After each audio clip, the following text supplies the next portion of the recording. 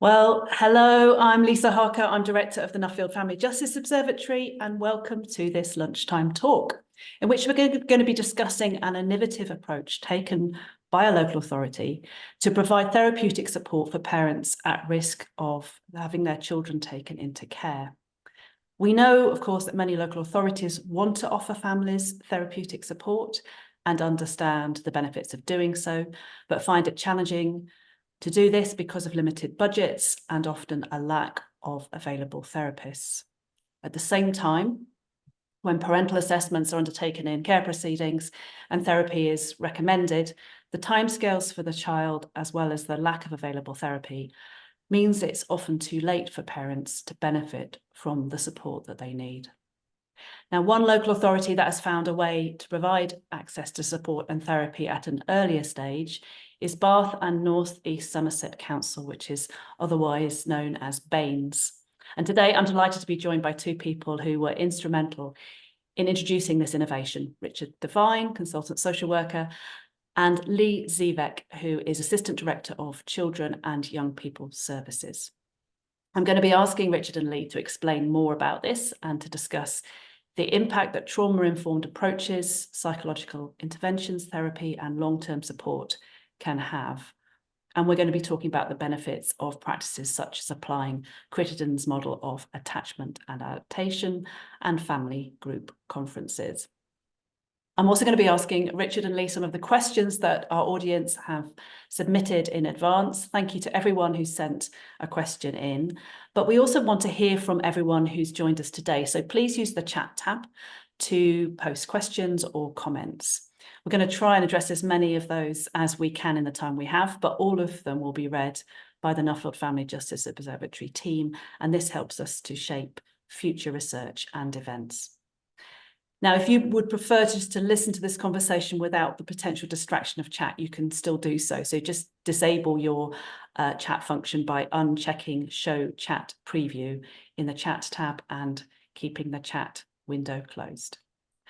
Finally, a recording of today's conversation will be made available. If you'd like to listen to it again, visit the events section of our website, nuffieldfjo.org.uk, and you'll find previous lunchtime talks also available to watch. So welcome, Richard and Leigh. Thank you so much for joining us. I'm going to start really, perhaps I could ask Richard first, just to explain a bit more about this innovation. What exactly are you offering parents and when?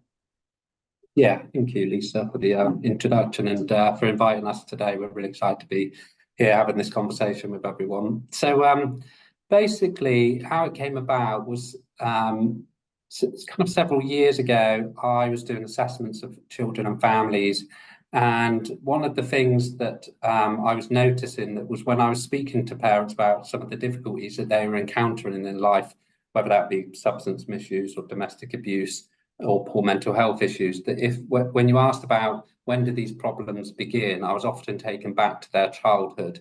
And that then led to me looking for ideas that could help me make sense of the developmental experiences of an individual across their kind of lifespan. And that's where I came across the dynamic maturational model of attachment, which was developed by Patricia Crittenden. And as part of that, I started to use a tool called the adult attachment interview, and it became a really effective tool to help understand how adults had learned to cope and survive with their experiences, and how some of these coping skills and mechanisms that kept them safe and allowed them to endure particularly adverse upbringings had been often unconsciously carried forward into their adulthood in ways that were no longer serving them. And then drawing upon the findings of the adult attachment interview, Patricia Crittenden has this idea called the gradient of interventions, which is basically the premise is that the intensity of an intervention needs to be tied to the intensity of a problem that somebody might be experiencing. So at the top of this gradient, she had parent education, which is, I suppose, a very low intense resource and requires low levels of reflective functioning. And it is kind of the resource that gets offered the most to children and families within child protection or pre-proceedings, even though it's often inappropriate or insufficient in terms of its intensity.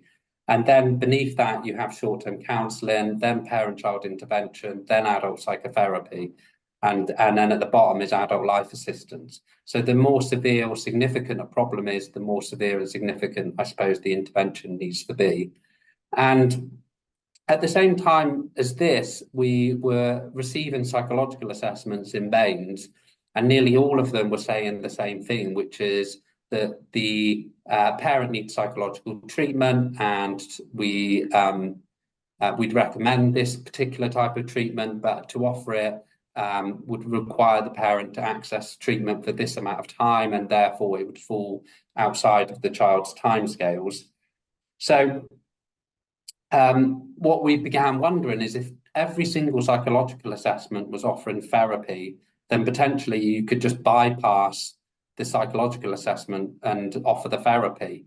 And one of the worries we had about that was, well, there could be an argument against you would be offering the wrong psychological treatment for the wrong issue, and that was part of what a psychological assessment offered.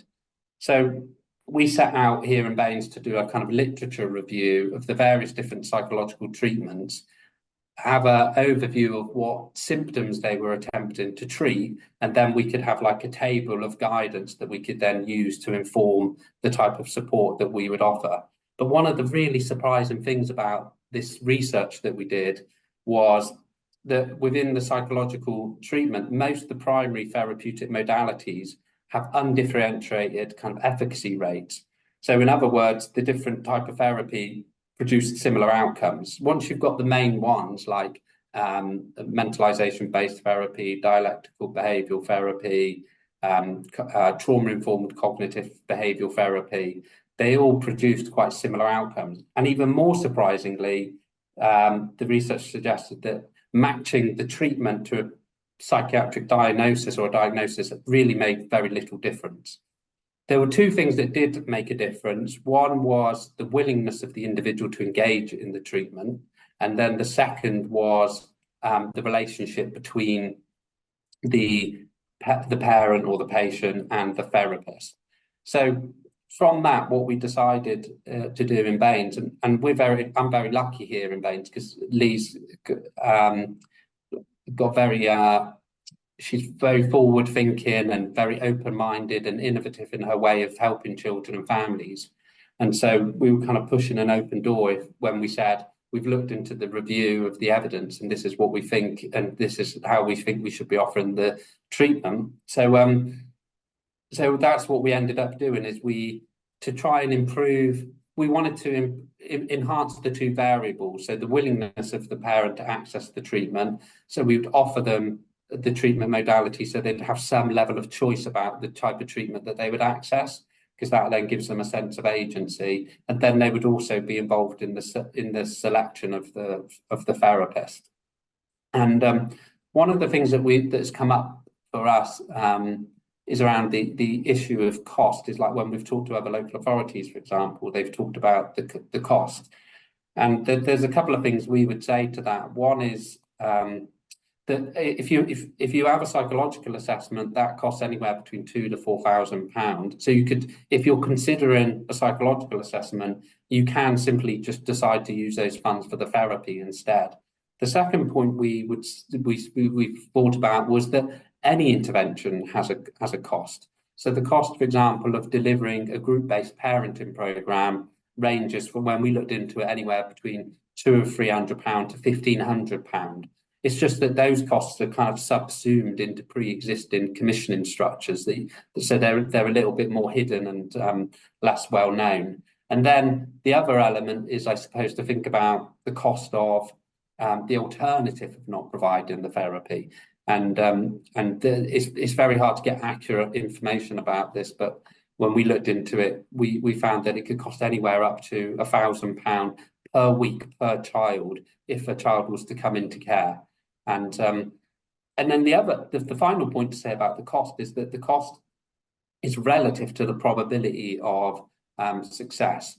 So if you look at the research around psychological treatment, the greatest point of dropout when somebody goes to psychological treatment is after the first session. The second greatest point of dropout is after the second session. So first of all, if you think about, we're a relatively small local authority, so if we offered everybody psychological treatment, well, a lot of people aren't ready for it, and so it wouldn't be appropriate to offer it to them. And those that are ready for it, not all of them are going to be able to sustain engagement, perhaps because they will drop out for various different reasons. So there's only a few that end up being, viable or that are able to access the therapy on a longer term basis. And the cost is greater for those, but so is the probability that the therapy will have an impact. And that's not to speak, to the kind of humane and ethical cost of all of this. Of course. So you put together the strong evidence base, which convinced Leigh, and you made a case about costs, and you were clearly convinced, Leigh. But I mean, first of all, where did you decide to offer this? At what point in the process? Is it during child protection conference stage, pre-proceedings? What stage do you offer the therapy to parents? It is predominantly in pre-proceedings that it's offered currently. We have, and there are reasons for that, because the parents benefit from legal advice within that process. And we have started to talk to the workforce about child protection plans, and if we get our assessment right and we identify that a family would benefit from therapeutic support, could we start to introduce that into child protection plans? So that's relatively newer than what we have done previously. So it is. Okay, and so, I mean, clearly you were convinced. Did you have to convince others in the local authority to make this change? I think because in our local authority, it just seemed to make sense that this is the way you would help and support a family to really get to the heart of what their issues were. So it felt like it was a bit of a no-brainer, really, as to how you would help and support families. We did in Baines, we are covered by the Bristol court, and we had the head of our family court, Judge Wildblood. He was a really kind of strong ally for us in this area of work as well. And so we have shared it at our Family Justice Board, at our Family Justice Board subgroup, and we have just started a programme with our neighbouring local authorities at looking at how we can spread this work as well. So it has, I don't know if we've just been fortunate, but people have been really receptive to it, actually. That's great. I want to come back to a bit more of the detail of what you're doing, but one of the questions that's come up in advance that we hear about a lot is people are advised that therapy can't take place until a family situation is stable. And you're obviously dealing with families in a state of flux. So what's your view about that? At what point does it feel appropriate and likely to be beneficial to the family? There's a couple of things we would say to that. One is that there does need to be a relationship cultivated between the parent and the social worker. So the social worker, in some sense, has some responsibility in terms of working with the parent, thinking about their experiences, and potentially helping them see the value that could be derived from accessing some form of support about their experiences or their coping strategies and how they deal with particular issues in their lives. So we think the social worker is a key and critical ingredient in the development of the therapy. The second thing is that there are some situations where there isn't enough stability within the lives of the families that we're working with. And there's two kind of common issues. One is if there's a substance misuse problem, then we found that actually psychological treatment isn't the most viable or suitable form of help because they need to focus on the addiction before they can access the treatment. And then secondly, there are some families where they're just overwhelmed with the kind of the demands that are placed upon them as parents. So there was one parent that we worked with where she would definitely have benefited from psychological treatment, but she was clear that she's just not ready. She wasn't in a place in her life to be accessing it. She wanted much more kind of practical and emotional based help. And so that's what we started with. And we realized, going back to the gradient of interventions in terms of the intensity of the support needs to be matched to the intensity of the need. She'd had a horrendous experiences growing up. She was the third generation of her family who'd been removed.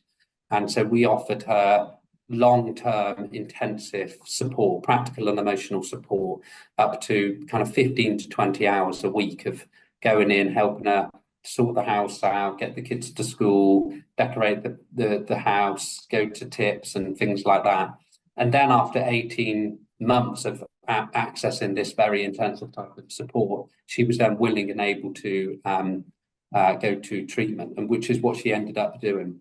So we recognise that, you know, parents do need to want to access in the treatment, but the social worker has some responsibility to help them with that. And B, there are some families who need additional support before they can be considered eligible for it. And so, Leigh, give us some sense of scale. How many parents are benefiting from, you know, therapy at an earlier stage than they otherwise would have done? Yeah, so if it's appropriate, it would be an offer for all of our families in pre-proceedings. But like Richard's just explained, it's not always appropriate for some families. And we've got roughly half of our parents in pre-proceedings are able to access some form of therapeutic support. And some it's been successful for, so there are a couple it hasn't been quite right, like Richard's described. It's been a learning process for us also, where one parent we offered therapeutic support, but we underestimated her substance misuse, so that didn't quite work and it's all we've developed it and learned as we've gone on as well, really. So a lot of the questions that have come in from the audience are about what impact you've seen. So have you noticed a change in engagement and the success of pre-proceedings? And ultimately, have you been able to keep more families together? Richard, what's the evidence around that? Yeah, we actually, we recently did, we went and interviewed one of the parents who'd accessed psychological treatment, and she was very clear that she was able to examine her experiences and see how being brought up with a disabled brother had made her minimize or dampen down her own feelings and then try and please and placate and look after others. And so she recognized that she was drawn into quite unhealthy relationships with people that needed looking after. And through this kind of process, she was able to end a really domestically abusive relationship. She developed her confidence and her self-esteem. And as a result of the changes that she made, she was clear that her child was reunified into her care. So that's kind of one example that reflects the kind of positive progress or the positive change that we can see. But like Leigh said, it's not psychological treatment. We feel should definitely be made as a standard offer within this because of the evidence base and the needs of parents. But it isn't a panacea. Some parents it's appropriate for, some parents it's not appropriate for. In nearly all cases, it needs to be offered alongside other forms of support. And Leigh, are you seeing an impact generally in terms of the number of cases that go to proceedings? Yeah, and the other thing I would say, much even if we do enter into care proceedings, we have pretty good rates of kinship arrangements and children returning back to their parents' care.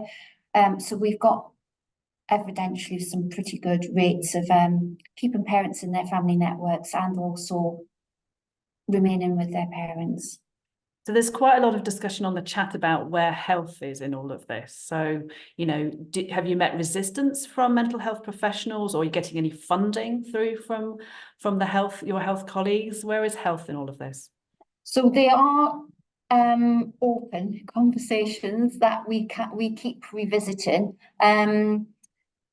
because I guess the parents that we're working with arguably aren't at a threshold to access traditional mental health services, or there are significant waiting lists for mental health services. So we do continue to have those discussions, but it is currently funded by the local authority, this support. And is there any issue around getting access to therapists? Because in some parts of the country, that is a real problem. How have you got around that in terms of the range of therapies you can offer? Yeah, that's been one of the challenges, I would say, actually, is trying to find suitable therapists. And one of the learnings that we've made is that not all treatments are equal. So we found the treatments that have similar efficacy rates are the ones that have a strong evidence base. So things like what I mentioned earlier, DBT, MBT, trauma-focused CBT, there's a select few that have a pretty robust level of evidence that support their efficacy. Other forms of support like non-directive counselling, we found hasn't been as helpful for parents. So there's definitely work around finding the right therapist who has the right qualifications. That's been a key challenge. Okay. Now, how do parents talk about this? Have you got their perspective on what's being offered? And also, is there any difference that you've noticed in terms of particular groups of parents benefiting or finding it more difficult to engage in therapy? I'm thinking of whether there's sufficient attention to neurodiversity, for example. Yeah, well, I think the parent who I mentioned earlier who successfully had her child reunified was very clear that she felt that this should be an offer that was made to everyone. And she was quite critical of the support that she'd received previously because she said it was all focused around her parenting. And actually, she was a capable parent. It was just that some of the psychological issues interfered with her capacity to be the type of parent that she knew she was capable of being. In respect of in kind of neurodiversity, and there's also issues around kind of ethnicity and diversity. We kind of have to acknowledge we work in a predominantly white area, so it's not something that we've had to confront particularly. But there are implications if you're thinking about individuals from Black or ethnic minorities and making sure that the treatment is culturally sensitive. But like I said, it's not something within our area that we've had to confront.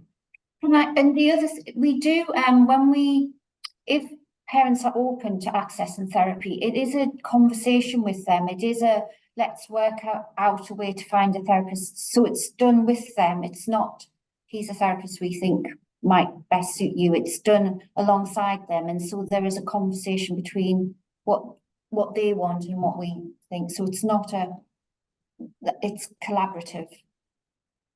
And there are some parents where if we feel like they have particular needs, then we'll ask a psychologist to do a needs assessment.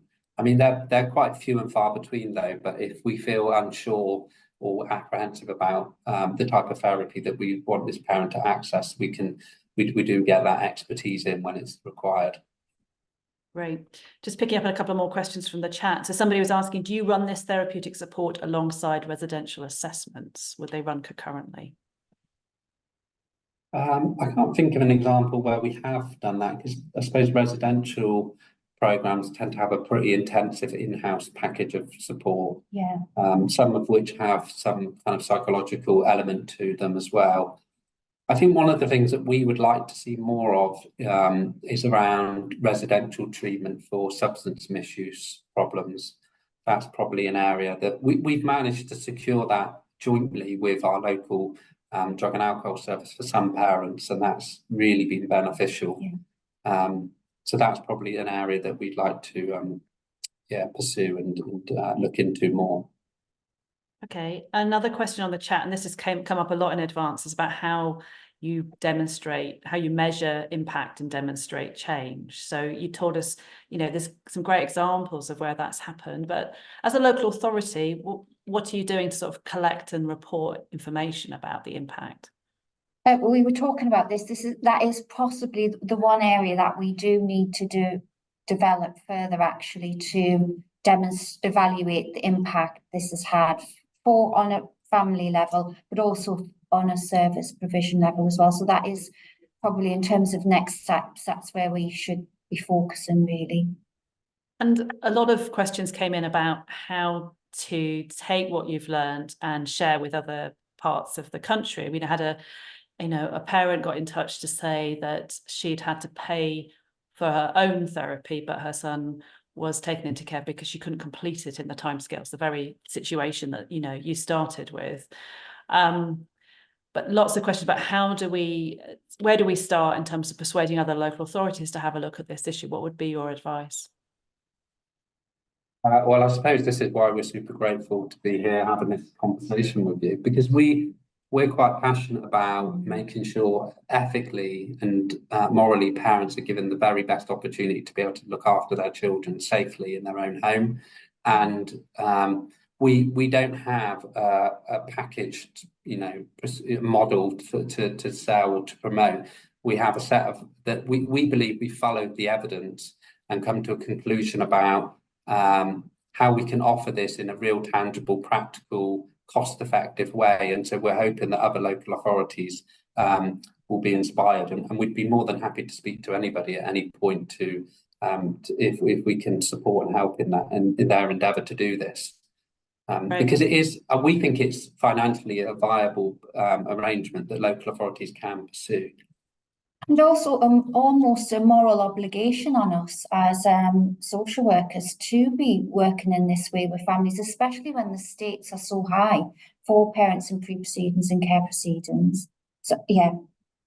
And I was struck, Leigh, by what you said about the role that the judge played, the importance of the LFJB being on board. So this is a message not just for local authorities, actually, it's for lawyers and judges, and as well as social workers and those within local authorities. What, when you step back, have you been most proud of in terms of this initiative so far, Richard? I suppose I feel incredibly proud to work in veins where we're given the kind of creative license, I suppose, to explore and examine some of these ways of help. And I have to give all of that credit to Leigh and the kind of culture and environment that she's developed here, and the willingness to be. I think it takes a degree of courage and willingness to take a risk. And to start, sometimes it's about starting small and building the way up. And because I think there's a risk that you can think that everything has to be fully thought out and fully evaluated, and then you map it on and then put it in place. Whereas actually we started off small with, we think that psychological support should be offered, and we think that there's a way we can do this that's kind of ethical and evidentially sound, and therefore let's try it with one parent. And then when we did that, let's try it with 2 parents, and let's try it with 3 parents. Now let's think about offering it to everybody within the local authority. And so that's where I suppose that's what I feel proud of, is that we've been able to start small, and that we work in a local authority that's facilitated and supported us to be able to do that for parents. And Leigh, do you feel the same? Yes, but and also just to have had that impact on families' lives, that positive impact. We've had one parent who had multiple children removed through care proceedings, and she's accessed therapeutic support, and she's caring for her baby and now supported under children in need processes, which is the whole reason why I think most of us come into social work, is to achieve things like that. So I always just think about the parents that we've supported. We're going to have to wrap up. Before we do, I know that I saw on the chat somebody asking whether the evidence base that you pulled together, Richard, is something that could be shared with other areas. Is that something we could do? Yeah. I think there's a blog that I wrote basically that outlines some of the evidence, and there's a really good book called I forget the name of it now, but it's by a guy called Bruce Wampold, about psychotherapies and the treatments and the similar efficacy rates that I'd highly recommend. That's fantastic. Well, we'll try and connect people up who are interested in following up this conversation with you, but we are already out of time. It's gone very fast. It's been so interesting, and thank you so much to Richard and Leigh for such an insightful and inspiring conversation. Of course, you can find out more about the Nuffield Family Justice Observatory by visiting our website. You can also sign up to receive our regular bulletins, which contain information about our latest research and our events. That's at nuffield.org.uk/subscribe. Finally, we'd be really grateful if you could fill in the event feedback form, because it helps us to improve and continue to meet your needs in terms of our events. And of course, we look forward to welcoming you back to future events. Thank you all very much.